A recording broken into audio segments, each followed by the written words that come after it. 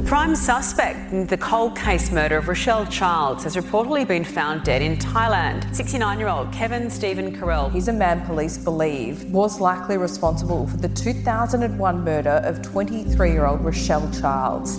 It's unclear exactly when and how he died. Welcome to our latest bonus episode of Dear Rachelle. I'm your host, Ashlea Hansen. On Friday, the 18th of July, 10 a.m. local time in Phuket, Thailand, the body of key murder suspect Kevin Steven Correll was discovered inside his Patong hotel room. When the news of his death filtered back to Australia, many people were left stunned. When Thai police realised he was a murder suspect in Australia, they expedited his autopsy. The cause of his death can now be revealed. The initial post-mortem reports the 69-year-old died following a cardiac arrest. He'd been dead for 24 hours before his body was found. It's believed Kevin complained of chest pain in the days leading up to his death while holidaying in the red light district in Phuket. Hotel staff say he was found alone and unresponsive on the bathroom floor. Police say there was a bowl and wet towels in his bedroom. This is known to alleviate chest pain. His family is receiving consular assistance from the Australian Embassy, and they will now have to decide what to do with his body. But what does Kevin's death mean for Rachelle's case? There are so many people who feel at a loss right now. His daughter Jazz explains how she found out. So my brother was trying to call me on Saturday. We haven't spoken in quite some time, and I assumed it was, I don't know, in relation to our rift, and I wasn't ready to talk to him. But he persevered, and I, answered the call. Saturday night, just got home, and he told me, but he'd been trying to call me since that morning. And what did you do after you heard that news? I rang Christy. And it's funny, I was messaging her at first and asking her to call me, and I saw that she saw my message and she hadn't called back. And in that time I called other victims of my dad's who don't want to be named and had a few conversations. But I couldn't let myself cry until I'd spoken to Christy. And when she did call, I assumed she would have known what I was calling for because of the promise I had made her, and we hadn't spoken on the phone prior to Saturday night. I just assumed she'd know, but she answered in her beautiful, jovial voice, asking how it was, and I couldn't bring myself to say the words. I just told her that I was making the call I promised I'd make her, and she was confused by that, and then had to say the words, and that's when the tears just wouldn't stop. You must be feeling a lot of mixed feelings at the moment. Yeah, lots of, I think the anger I felt sort of kept me together initially. And some of his supporters are helping me maintain that anger. I'm being told that certain family members hope that I'm proud of myself, and, messaging my children and telling them that I'm responsible for their grandfather's death. He comes from a long line of pieces of shit. Yeah, there's been a lot of harassment. So that anger sort of, I don't know, it contains me a little bit. It's red hot rage. But there's anger for the lack of justice for Rachelle. There's anger at all that he's done and the way that he's gone out, and there's no, I don't know, it's just, I feel really angry. But last night the sadness really started hitting. I think as soon as I really let those tears flow, they just won't stop now. It's not a, I don't know, it's not a normal grief of a person losing a parent. I've grieved my relationship of my dad for a very long time, and even my children mentioned that. They're pretty shaken up by what's happened, but it doesn't feel like that typical death. It is a sense of finality, I suppose. But yeah, we'd grieved him for a long time. What do you think is your father's legacy? I think that's what really hurts, that I'm not letting myself remember the good stuff at the moment, but I know that will come. And I know there's people out there that want to remember the good, and, that's fine. That's completely okay, and I wish them all their good memories.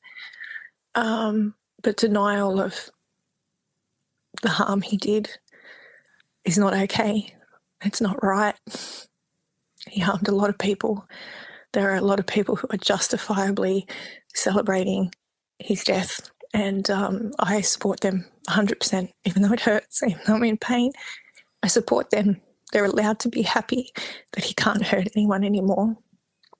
Is there some level of satisfaction that the man who your father was in some way exposed? Yes, yeah. For me personally, and I'm sure Christy and Anne, that exposure means something to them, and I'm so glad that they got that.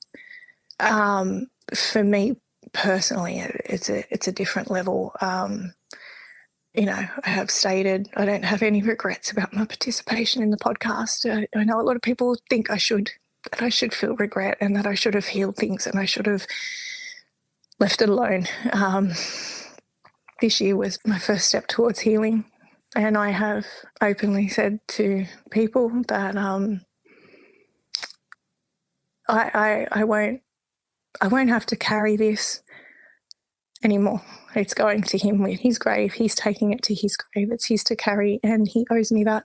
He owes me, and I didn't want to spend the rest of my life carrying all these secrets and all this hurt and all these feelings. And if he had died without me saying what I said in the podcast and him never hearing it, because I did try for many years to try and sit down and have conversations with my dad to tell him how I felt in an attempt to repair everything I was feeling. But every time I did, I was shut down. I was told it was wrong.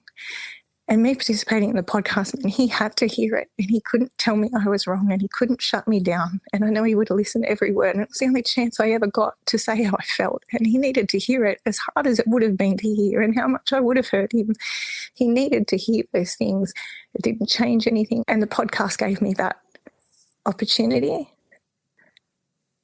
The exposure in his involvement with Rachelle's death was so important for them, but my involvement is on a different scale, if that makes sense. Let's hear from Rachelle's family, her mum Anne and her sister Christy. And what was your reaction when you heard the news? Total and complete shock. Just felt like, being cheated, really.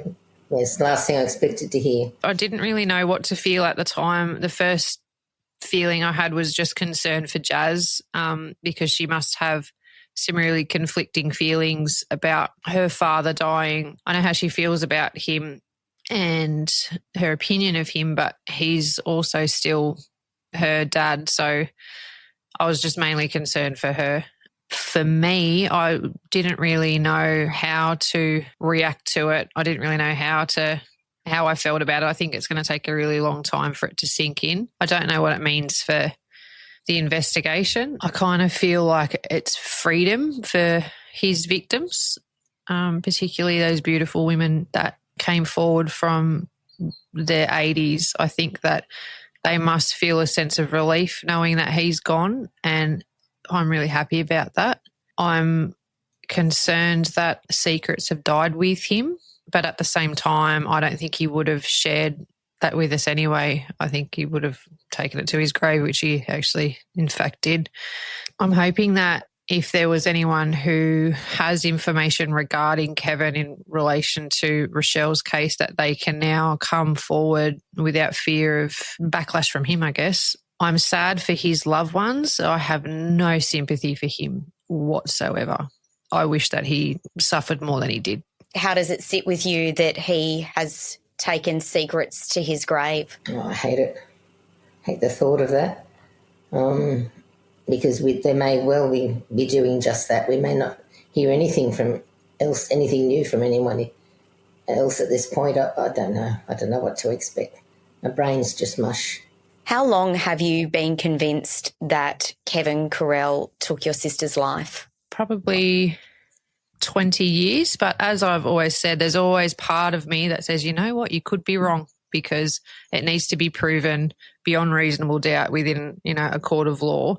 And it is possible that it wasn't him. And I think we all need to recognise that. But when most of the evidence continually points back to him, and when you consider how he ran down her character immediately after she died and his actions immediately after she died, it kind of screams guilt. So that's really hard to ignore.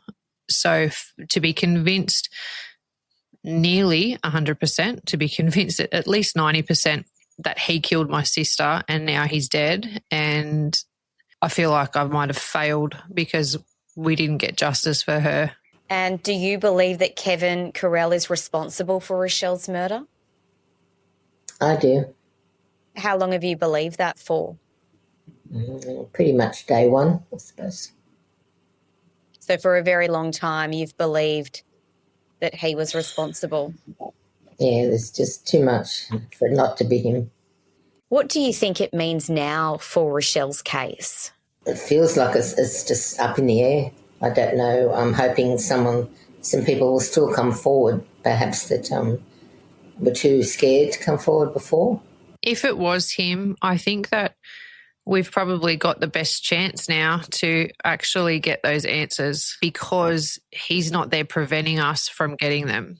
So if there's someone who knows information, or he has something of Rachelle's on his person or with his belongings where he lived on the Central Coast, that could potentially tell a story that we would never have heard had he not died. But the fact that it's impossible for us to get justice if he is in fact responsible for her murder, that's just gut-wrenching. I don't even have words for that. But as for trying to find answers, if he was responsible or if he had a part in it, I actually think we have more of a chance now. Retired New South Wales detective Damien Loon was on the same call too, to share his thoughts on the death of Kevin Correll and how it might impact Rachelle's case. Oh, initially I was surprised, and it was a bit of a wow moment. The police have said they're still going to investigate Rachelle's murder under Strike Force TLAP. Does that give you any hope that we could get some answers? Look, this is great news to hear that they're not going to just drop the case now. I do understand that there are financial restraints and staffing restraints, but for them not to drop the ball now is glad news, and I'm just happy to hear that.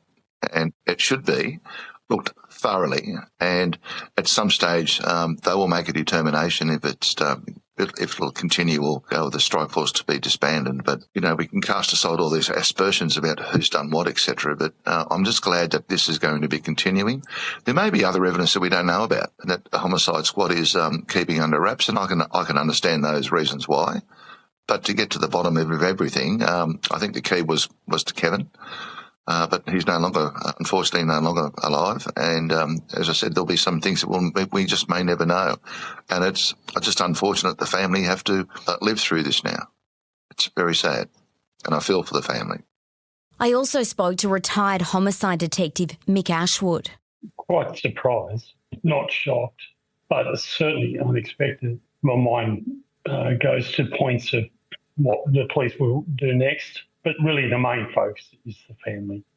I feel sorry for Kevin's family. Significant loss doesn't matter the circumstance who they are. What do you think it means for Rachelle's case? It leaves a lot of unanswered questions that may be difficult to get an answer now. There's always open that although he's the main suspect, he may have been there but may have witnessed it, or he may know a lot of information that perhaps he could have told police. But he chose not to, and seems to, in my reflection, seemed to have been quite deceptive about what his movements in relation to Rachelle that day and that afternoon. And I just hope some other way he can get those facts out, whether he did it or whether someone else he knows did it, whether he was watching or following someone else. It is a challenge. Police will have to rethink their lines of inquiry, adjust them, and hopefully go forward. When you were on the case, what stood out to you as strong evidence that pointed towards Kevin? Strong evidence was contact with Rachelle on the day of the disappearance. His evidence that was being collated, like I conducted the review a year later. There's a fair bit of evidence about his movements that was suspicious. It accounts to the investigators at the time where he was, what he was doing, which proved to be not true. They add significant weight to the only circumstances that make it an issue in relation to whether it's him or not. Still, the time gap between her last known movements and her discovery does make it a challenge. If Kevin was responsible for Rachelle's murder and he can now no longer be charged, do you think justice is possible? I think, yes, that term is obviously has to vary in past cases where people are passed and they were suspects in a homicide investigation. It does come down to the inquest. The inquest, though, on the other hand, does have that opportunity for a vast range of evidence and information that's seen as relevant, can be heard before a magistrate, for a state coroner. But, the family can write to hold an inquest. They write to the coroner and say, can we have an inquest in this matter? And they're all factors for the coroner. Christy's best friend Mindy, who's been a driving force behind Team Shell, is gutted. First it was shock, now I'm just angry. Where does that anger come from? Just want answers, we got so far, 24 fucking years. It's really frustrating, it's gut-wrenching, it's so fucking unfair. It's just so unfair. I feel like he's escaped again. It doesn't matter where he goes, he lands on his feet. Well, kind of didn't this time, but still fucking got away with it. Just doesn't have to face up to anything. It's just infuriating. So many brave women who accuse Kevin Correll of terrible crimes have reacted with mixed emotions. Remember Evelyn, who believes Kevin spiked her drink before stalking and threatening her? Evelyn, what's your reaction to the death of Kevin Correll? Bit of a double-edged sword. Relieved, but not relieved for the people that it needed the answers. I think it's just sad to think that it's ended at this stage this way, but it may give the opportunity for people who were frightened of him to come forward and maybe tell their truth, which would be just amazing. I do feel that there is a lot of people out there that are scared of him. I definitely wasn't one of them. I think that it's an awful position for the family to be in. My heart goes out to Christy and Anne and, everybody who has been involved with this, Jazz as well. She's heartbroken in so many different ways. But for me, the only thing that I hope is that it wasn't quick, it was long. And I hope that the last thing that he thought of was the life that he lived on this earth and suffered as much pain as he inflicted on other people. How will you remember him? As the evilest person that's ever walked the earth. Just pure evil, with no remorse for anything or anybody. As someone who has accused Kevin of terrible crimes, stalking, emotional abuse, you've accused him of spiking your drink and threatening to harm you and your family. How do you feel knowing that he's now no longer on this earth? So immensely relieved, borderline joyful. I raised a glass of champagne last night to the skies, thanking whoever took him for everything. I know that it isn't giving us the answers now, but it will. But I was joyful because I thought he can't do this to another person. There's not going to be another beautiful girl hurt, stalked ever again. So that was my joy. That part was just my joy. And I know that sounds a terrible thing to say, but, the devil has two faces, and he definitely did. We'll have more news to share about key suspect Kevin Correll's death in Thailand soon. New South Wales Police say the strike force investigating Rachelle's murder continues, and we won't stop searching for the truth. Remember, eligible News Corp Australia digital subscribers get early access to breaking news and developments on Rachelle's case. To subscribe and learn more, go to dearrachelle.com.au.